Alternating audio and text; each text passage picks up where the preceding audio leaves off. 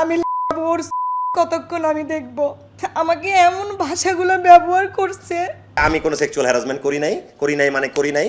যদি করে থাকি এরকম কেউ প্রমাণ করতে পারে, সিসিটিভি ফুটেজে প্রমাণ হয় আমি গায়ে হাত দিছি বা মারতে গেছি, তাহলে আমি মিডিয়ায় ছেড়ে দেব।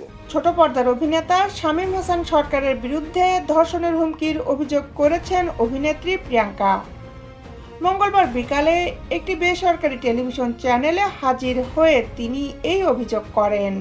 আমি 40 মিনিট এদেরকে 2-3 ঘন্টা করতে পারে না। এই শামীম হাসান সরকার যিনি, উনি আমার সাথে একটা সিন চলাকালীন উনি আমার সাথে খুব বাজে ব্যবহার করছে। বিস্তারিত নিয়ে আপনাদের সাথে আছি আমি শামীমা সুলতানা।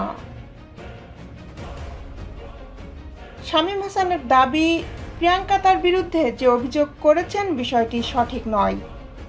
শামীম হাসান বলেন, যিনি আমার বিরুদ্ধে এমন অভিযোগ দিলেন তিনি একটি নাটকের লটে আমার সঙ্গে আগেও কাজ করেছেন। আমাদের মধ্যে কোনো শত্রুতা নেই।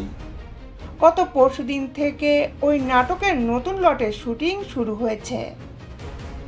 তিনি আরও বলেন, ছেটে এসে রিলস ও টিকটক নিয়েই ব্যস্ত হয়ে পড়েন ওই অভিনেত্রী। ফাইজলামি করতে আসছেন, আমি করতে আসি নাই, তাই আপনার কাছে আমি খারাপ। উনিও সিগারেট খায়, আমিও সিগারেট খাই। আমার সিগারেটকে তার গাঁজা মনে হইলো, তার সিগারেটকে সিগারেট। শুধু ধর্ষণের হুমকিই নয়, শামীম হাসানের বিরুদ্ধে মাদক সেবনের অভিযোগও তুলেছেন প্রিয়াঙ্কা। এ বিষয়ে শামীম হাসান বলেন, মাদক সেবনের অভিযোগ আরও গুরুতর। আমাদের শুটিং হাউজের সব জায়গায় সিসি ক্যামেরা আছে, আপনারা চাইলে আমি সেগুলো আপনাদের দিতে পারি।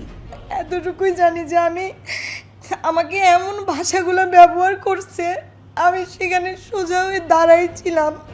এছাড়া অভিনেত্রীর গায়ে হাত তোলার বিষয়ে তিনি বলেন, আমার অভিনয় জীবনের 10 বছর চলছে, এ জীবনে আমি কারো উপরই হাত তুলিনি। শামীম হাসান বলেন, তিনি যদি কারো দ্বারা হ্যারাসমেন্টের শিকারী হয়ে থাকেন তাহলে এই ঘটনা ঘটবে আমাদের আনোয়ার ভাইয়ের সঙ্গে, কারণ তিনি তার সঙ্গেই টিকটক করছিলেন। আমার সঙ্গে তো এমন ঘটনা ঘটার কথা নয়। একটা মানুষও আমার পক্ষে বলে নাই। আমি কিচ্ছু চাই না, আমি ওরে আমার এই জুতাটা খুলে আমার মারতে ইচ্ছে করতেছে ওরে। পরবর্তী পদক্ষেপ নিয়ে তিনি বলেন, একটা মিথ্যা অভিযোগ যেহেতু উঠেছে আমাকে তো ব্যবস্থা নিতেই হবে। একটা মিথ্যা বিষয় আমি কখনো ছেড়ে দেব না। আগে আমার পরিবার, শিল্পী ও সংগঠনের সঙ্গে কথা বলবো। যদি তারা আইনি ব্যবস্থা নিতে বলেন তাহলে সেটাই হবে।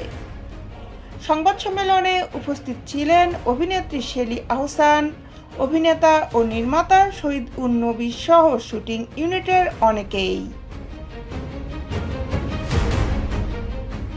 দেশ বিদেশের আপডেট নিউজ পেতে আমাদের সাথেই থাকুন। Justice television, Dhaka.